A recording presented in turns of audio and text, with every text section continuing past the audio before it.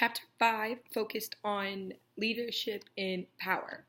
It started out by defining power as the ability to influence others, and it stated that leadership is impossible without power, since a leader must modify attitudes and behaviors.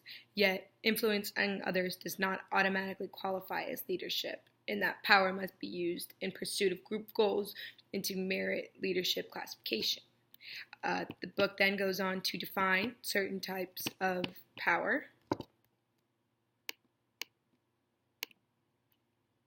Coercive power is based on the ability to administer punishment or to give negative reinforcements. Reward power rests on the ability to deliver something of value to others. Legitimate power resides in the position rather than in the person. People with legitimate power have the right to prescribe our behavior within specified parameters. And legitimate power, I took that one as you're my general manager, so I have to listen to what you say. I may not like who you are, I may not agree with what you say, but if I don't do what you say, you have the ability to fire me. Expert power is based on the person and not the position. Experts are influential because they supply needed information and skills, and that would be reversed of legitimate power. My manager of the bartenders. He is my favorite manager. He is my go-to manager. He's the one I go to if I have problems. He's the one I ask things of. He's the one I get my inside news from. He is not the general manager's position, but I do value what he says more, and I go to him for advice and questions and help with guest complaints and how to do this and that before I'll go to my general manager.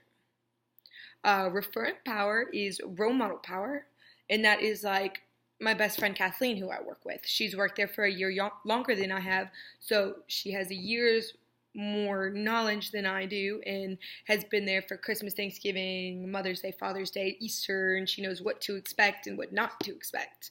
So I look up to her in that sort of position. Information power is based on access to and distribution of data.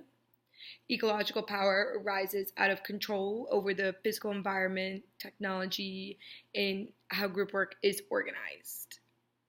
Typically, group members prefer leaders who rely on power associated with the unique characteristics of the person, rather than leaders who rely on power related to their position.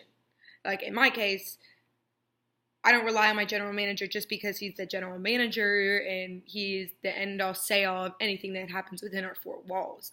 I rely on my manager of the bartenders because he's easier to talk to. He understands the position I'm in. He's compassionate about the position I'm in.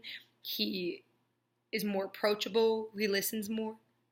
And to engage in constructive organizational politics, you're supposed to use your informal power to foster collaboration and to help organization reach its objectives.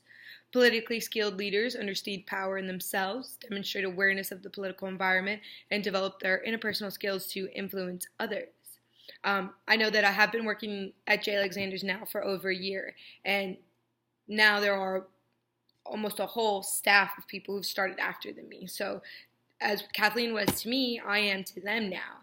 And I know when I go in there and I'm like, I'm feeling lazy today, I'm not really going to do anything, I'm going to rub that off on my coworkers. But if I go in and I'm like, we're going to have a great day, we're going to do this, we're going to do that, we're not going to miss a step, there's not going to be an empty glass on anyone's table, we'll pre-bless the tables down to the napkins on the tables before anyone asks.